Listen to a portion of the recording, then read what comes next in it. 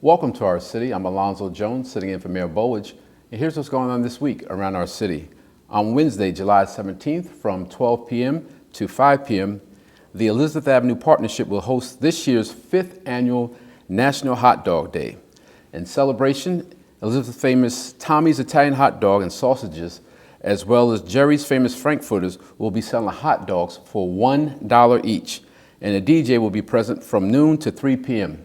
For more information, please call 908-965-0660. Later that day at 4 p.m., Mayor Bowledge will attend the 26th Annual July Fest. This event will be held at Jackson Park down on Broadway. Participants will include neighborhood organizations as well as the City Police, Fire Department, and the Housing Authority. For more information, please call 908-576-2852. That evening at 6 p.m., Mayor Bowledge will join members of the Columbia community for the raising of the Columbian flag outside of City Hall. On July 18th at 5 p.m., Mayor Bowledge will also join members of the Peruvians for Progress at their flag raising event in front of City Hall. Then on Sunday, July 21st, from 11 a.m. to 1 p.m., Mayor Bowledge will attend the Peruvian Parade, presented by Peruvians for Progress Incorporated. The event will begin at the Union Square Plaza. On Wednesday, July 24th to Sunday, July 28th, the St. Vito Festival will be taking place on High Street and 4th Avenue. On Sunday, July 28th at 9 a.m., Mayor Bowledge will attend the 9th Annual Dominican Health Fair at Juan Pablo Duarte Jose Julian Marti School, number 28, which is located at 25 First Street. If you need more information concerning these events or any others this week, please contact the Public Information Office at 908-820-4124. For this week's show, I'm pleased to be joined by Kate Boicourt, and you're the Director of Resilience for the Waterfront Alliance. Welcome to the show. Thank you so much for having me, and thank you to the Mayor for hosting this show and caring about these issues. And tell us a little bit about yourself, Kate. Well, I basically have been working on environmental issues in this region for the past 10 years. So really trying to tackle some of the challenges that we have right here in Elizabeth and elsewhere, from pollution to thinking about our fish and communities that eat those fish. And I really, I think comes from where I grew up. I grew up in the Chesapeake Bay, in an area that really is affected by these issues. And so I'm inspired every day by the small changes I've seen. We have whales coming back to the harbor. I've seen wild oysters in the Bronx, and there's a lot of efforts in Raritan Bay to try to restore them, thanks to Baykeeper. And I'm inspired every day by those small changes. Yeah. And as you mentioned, the Chesapeake Bay, do you drive the bridge or no? I have. I think people are kind of afraid of that, but I grew up with it, so I'm not so scared of that. Well, congratulations for that. Yeah. Now, as we talk about the Waterfront Alliance, tell us exactly what it is. So we're a coalition of over 1,000 Alliance members. We're basically everybody from civic organizations, so those that care about stewarding their spot of the waterfront, to shipping, to small businesses, to community organizations, grassroots. Really just come together on the issue of how do we make sure we have these vibrant, healthy waterfronts for the future. Now, as that all comes together, share with us what your role of director is. Sure. So I'm focusing on, right now, we recognize that we face probably one of the most existential issues of our time, which is climate change. And it's not something that necessarily stares us in the face right now. But in our kids' lifetime, it's an issue that's going to affect us all. So sea level rise right here in Elizabeth with the port, with our parks, is a real issue that we're trying to build a coalition and inform a 2020 campaign for how we adapt. Now, I know that you have a regional event coming up soon. Can you give us the details for this event? Sure. We actually just had, on July 13th, we had a big event called City of Water Day, where we get everybody out on the water, and that's through, I think, over 100 organizations participated at 50 different locations throughout the harbor. right here in Elizabeth. I think that was Future City Inc. doing at the barbecue at the 5th Ward, and also a river cleanup over with groundwork. I think the mayor might have attended one or more yes, of those. He did. But actually, we actually have a number of different programs, and you can go to our website at www.waterfrontalliance.org and look at our calendar of events to see how you can get involved and get on the water. Now, if you talk about New Brunswick and Manhattan, how far is the stretch of the Waterfront Alliance? Sure. So we basically, our geographic scope is around New Brunswick, so those tidal waters of the Raritan, over to Monmouth County, Sandy Hook, that sort of northern part of Monmouth County, over to New York City, and all the way north to Bergen County in New Jersey. So we're basically that coastal tidal area around our waterways and watershed, that right around there, yeah. So it must be difficult. You said over 100 groups. How do you coordinate that? Good question. I think that the day is pretty special. We're trying to reconnect people to their largest public space, which are our waterways. We used to be a lot more aware of those and depended on them for our port, and now that's kind of a little bit more hidden from us. Right now, the way we do it is we have a big event and we share some messaging and we give some grants out through the Harbor and Estuary program, and people volunteer and interpret it in their own way. Right. So it's really the organizations hosting, like Future City, like Groundwork, like others that are hosting in their neighborhood. So you touched on it, but above and beyond the 100 groups, if someone from the community wants to come out and volunteer, can they do so? So we don't generally have a lot of volunteer events other than City of Water Day, and we do some educational events. But if you look on our calendar, again, on our website, that's where you can find stuff that's going on in your local neighborhood to volunteer. So there's a lot of good environmental organizations doing real volunteer work out there. And so we're kind of a hub for those, yeah.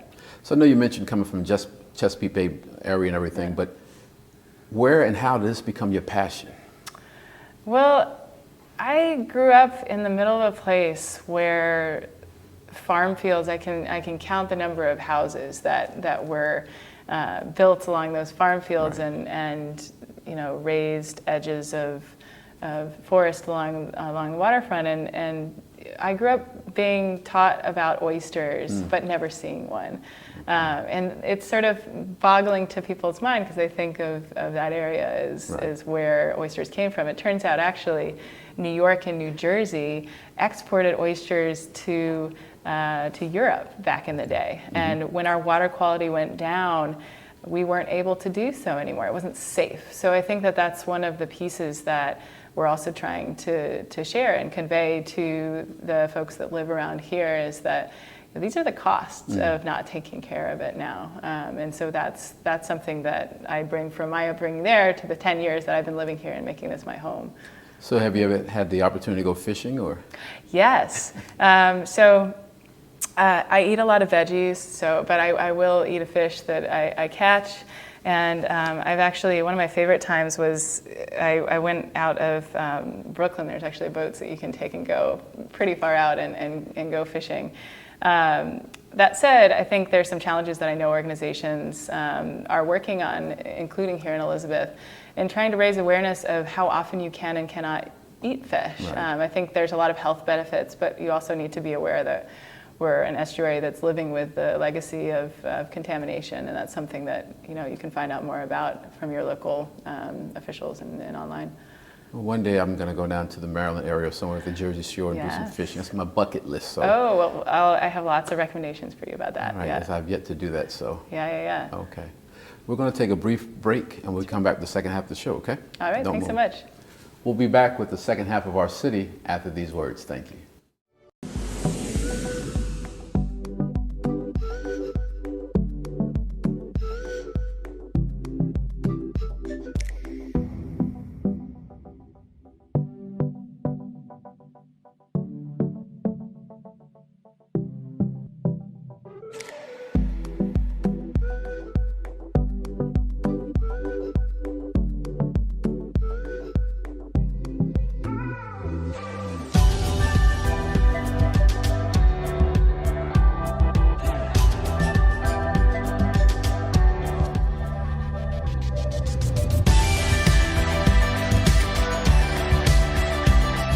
Just minutes from New York City, we are the gateway to the state of New Jersey. Experience Elizabeth. It all starts here.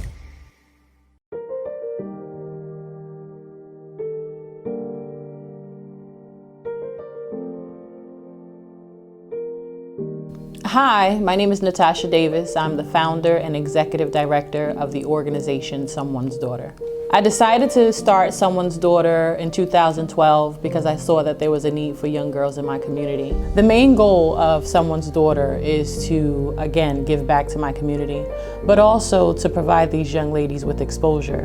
We're now servicing both boys and girls, and we want to expose them to as many things as possible. Students who have benefited from our program that we've been able to take on retreats to get them out of their current environments and put them in a safe space. I think the program is essential for the community because investing in our youth is actually investing in our future. We are the future elders of our community, so if we don't take the time now to invest in our kids, we're only doing a disservice to ourselves as we become elders. Hi, my name is William O'Day. I'm the Executive Director of the Elizabeth Development Company. We run two programs that receive Community Development Block Grant funding. The first program is the Micro Enterprise Program. The main goal of it is to help low, moderate income individuals who want to start and own their own business. It also has another goal, and that goal is to provide to low-income neighborhoods retail, shopping, services that they currently don't have. The second program that we operate is the on-the-job training program. That program is very, very important, and we started it because we realized, especially in the Eport neighborhood, but in other parts of Elizabeth, many individuals were having difficulty accessing good-paying jobs. Why is the CDBG program important to this? The CDBG program is important to this because we have a lot of flexibility with the things that we can do with these dollars that we may not have with other potential funding sources. For example, we are able to help people with their license restoration. We're able to help pay tickets and fees and fines they may owe that cause their driver's license to be suspended. We're also able to work with vendors who provide training and provide training a little bit innovative, a little bit out of the box, and that offer them to smaller groups than they normally would, and also at hours that accommodate the needs of the residents that we're trying to address. So the flexibility of the CDBG program is very, very critical as it relates to the on-the-job training program. My name is Rosalind Jones Thomas. I'm the Executive Director of Temple Community Development Corporation, located at 128 Broadway in the city of Elizabeth, New Jersey. We have a program designed for our children, the youth from 5 years to 13 years old, and the program is called Project Learn. Project Learn was a vision of our pastor, Reverend Wallace K. Thomas, who designed this program for the youth in the city of Elizabeth. And this grant is needed to, without this grant, this program wouldn't be successful. The program has been in existence for over 20 years. We have 4 locations for this program, for Project Learn.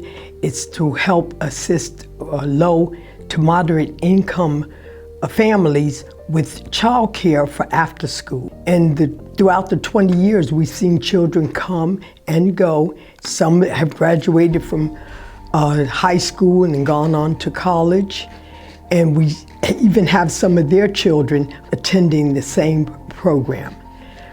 We just want to be grateful to the city of Elizabeth for this grant and to the federal government to giving us this grant to participate in our program.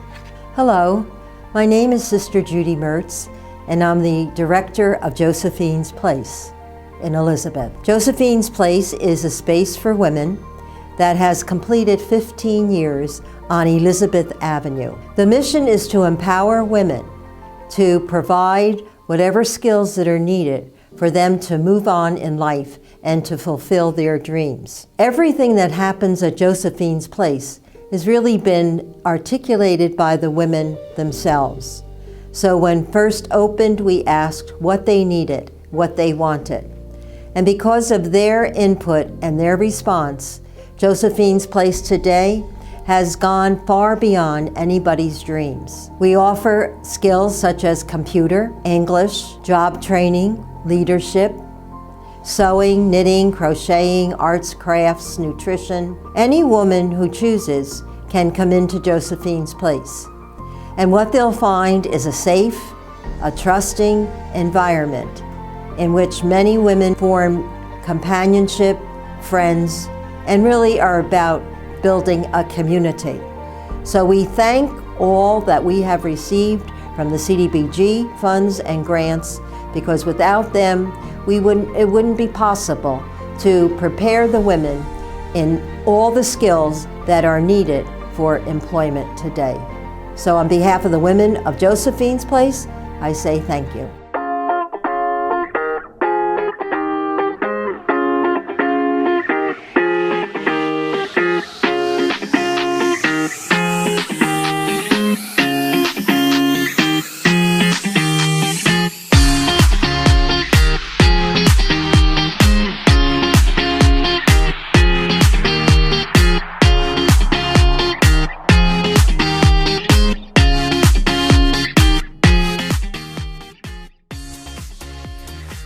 Good afternoon, my name is Joanna Munoz and I work for the health department, and here we have Julia Santiago. And where are you from? I'm from Elizabeth. And what school do you go to? I go to Thomas Jefferson Arts Academy. What grade? 12th grade. Awesome, so we have a senior. So I wanted to ask you a couple of questions if that's okay with you. That's okay. Okay, so what are you hoping to find at this fair? Well, jobs, of course, but mostly like just interactive jobs in the community.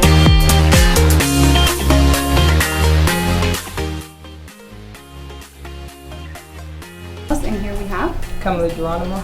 Okay, so I have a couple of questions for you, if that's okay? Okay. So how did you find out about the fair? I go to UCC, Boicourt, and actually we're here to participate.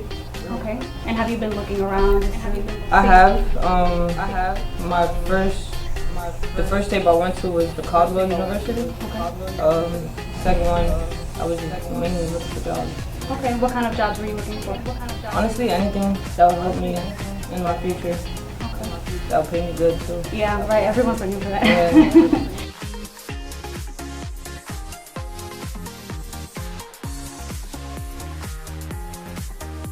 Karen too. Okay, nice to meet you. So I have a couple of questions for you. Is that okay? Yeah, no problem. Okay, so is there any career that you're interested in currently? Yes, criminal justice and art. Okay. My two majors I'm into more. And did you find any jobs related to that? Yeah, a lot. I found the New Jersey State Police and Berkeley College has with art.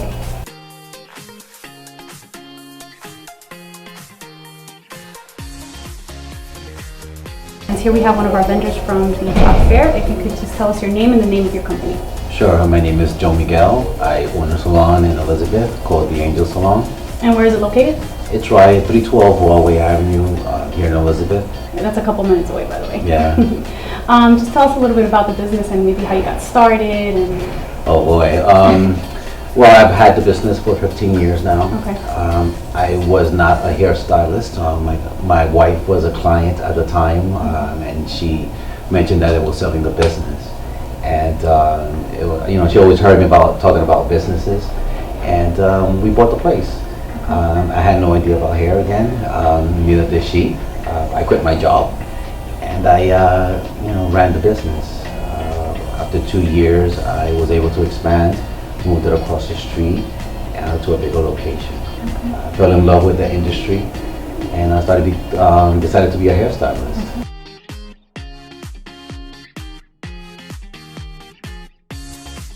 And here we have one of our vendors at the career fair. If you can please tell us your name Hello. and the name of your company. My name is Mai. I'm the owner and operator of My Hair. We have hair extensions, wigs, a full line clip-ins. They can be custom colored, a wide range of products we have. Okay. Can we find you on social media? Yes, we are on social media at Instagram at My Hair Co, MAI Hair Co. And we also have a website, www.myhairco.com. We're also located here on East Grand Street, 1205 East Grand Street, and you can find us there. Okay, so look her up. She's local as well. And now I know you're a woman of many talents, as we were just discussing. So do you want to talk a little bit about all that? Yes, what we're looking for is we are hiring a web designer, graphic designer. We're looking for a writer, someone who's fresh out of school would be great for us or looking to go into a career of writing. We do have so many things that we do and companies that we partner with. We've done work with BET, Black Rose Rock. So we are interested in even internships. We are looking for that as well if that's available. Okay, so internships and jobs. Yes. Okay, and what do you say you're looking for in a candidate? And a candidate is someone who's fresh, new with new ideas, someone who's ready to get in there and just get the job done, and someone who's very creative, something new. You know, millennials have so much creativity in different ways and walks, so that would be great for us. Okay.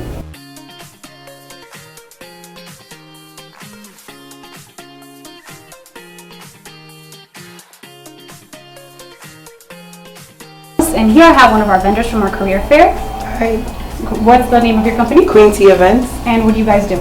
We are a full service event planning company, weddings, baby showers, kids parties, and things like that. Okay, so you guys do the whole decor. Yes, everything. full service. Like tables, the hanging stuff, Centerpieces, draping, yes. Okay, nice. Okay, and how long have you been doing this? 3 years. Okay, and how is it? Is it fun? How do you like it? It is fun. I love it. I love working for myself. Okay. And overall it's fun. It doesn't feel like you're working because you love what you do, so it just comes natural. Yeah. And are you looking for anyone to I work am. for you? Okay. I'm looking for interns. So any kids that are interested in event planning, because oftentimes, you know, your parents tell you have to go to school, you have to do this, you have to do that, but oftentimes you don't really know your passion until you go into something and you try it. So I am looking for high school kids that are interested in decorating and things like that. And what would you say are maybe some of the qualities that you would need to have as an event planner? Just basically someone creative, because you always have to think on your feet. You always have to think of new things, new ideas, new styles before other people do it. And someone that's hardworking, because you're not working every single day, but when you are working, it is a lot of work to get that needs to get done. So welcome back to the second half of our city, where I'm pleased to be joined by Kate Boicourt, and we're discussing the Water Alliance. I hear you're leading an effort to build the resilience for our coast against storms and sea level rise. So we were hit with one of the worst hurricanes to touch our region 7 years ago, and that was Hurricane Sandy. Yeah. So can you tell us more about what can help prevent as many damages next time? Yeah. So I think that's one of the things that people may not remember if they moved recently or if they experienced it, it hit them really hard. And I think that, you know, one of the things people don't know is how much that costs. Right. And as a nation, we suffered $300 billion in damages in 2017 alone. And that's real expensive. Yeah. But we do know that there's actually a return on investment about 6 to 1. If we adapt now and think about this now, then we save over time and we can protect people and livelihoods and small businesses and homes. So we can do a couple things, one of which is really thinking about how do we adapt our individual homes and businesses.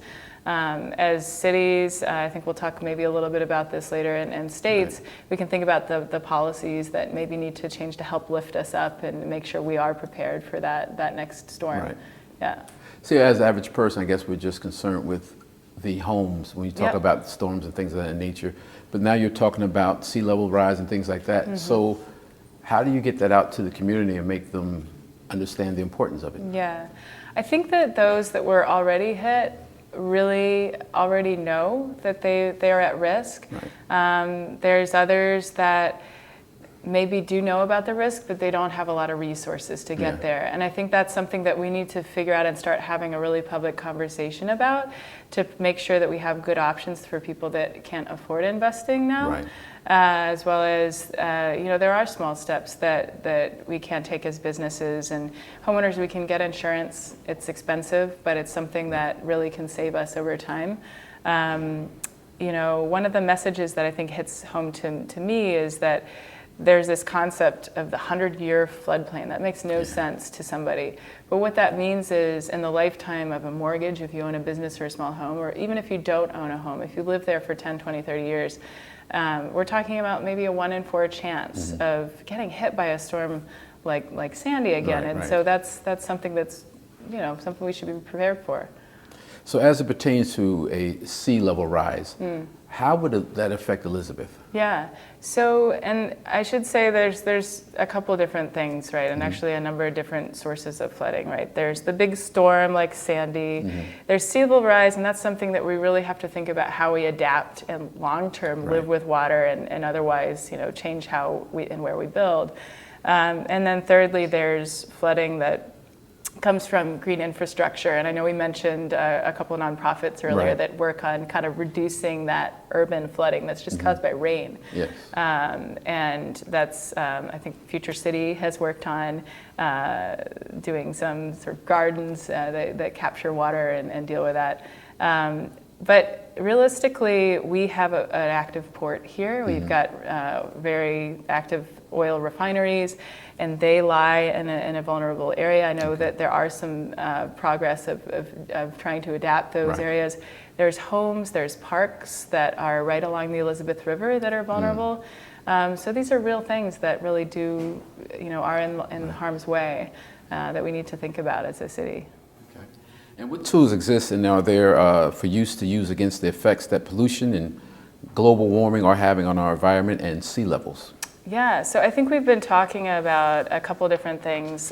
We've been talking about sort of individual action versus public action. And I think, again, this is kind of new in a way. We've known about it for a little while, but we're just starting to grapple with what is that individual responsibility versus public responsibility. Individually, you know, making a plan, knowing your risk, knowing where you sit in the floodplain, what is a floodplain, look it up, figure out where you are. I think as public agencies from city on up, we have a tremendous importance of communicating that risk to our community members and small businesses and thinking about how do we align the policies and incentives to get us going in the right direction over time. You know, these are issues from reducing our greenhouse gases. That's also about asthma. And making people out of harm's way. That's, you know, just making sure that we don't have to have those crazy emergency responses. And so it's a human health and safety as well as environmental issue. So how would you say that New Jersey is involved in the fight against sea level rise? Yeah, so we are working actively with state, city, grassroots organizations in New Jersey to figure out, you know, what are these changes that we can make. I should say that the state is also working as developing a coastal resilience plan, which is basically they're trying to figure out long term what are our options and how does that lay out into different areas of New Jersey. And finally, do you have a message for the residents of Elizabeth? Yeah, I think, as I said, knowing your risk, knowing your floodplain, and also thinking about those individual measures, turning off the lights, how you use energy. Those are kind of two ways that you can think about both reducing your greenhouse gases and also preparing yourself and your family, talking to your neighbors. Those are all things that you can take as an individual, yeah. And if you don't mind, one more time, your website. Yes, www.waterfrontalliance.org, and we love to see you there. And also check out your local organizations. And right here in Elizabeth, as I said, Future City is really active and working locally. Thank you very much. Nice to meet you. Yeah, thanks for having me. Thank you for joining us for this episode of Our City. Have a safe and wonderful week.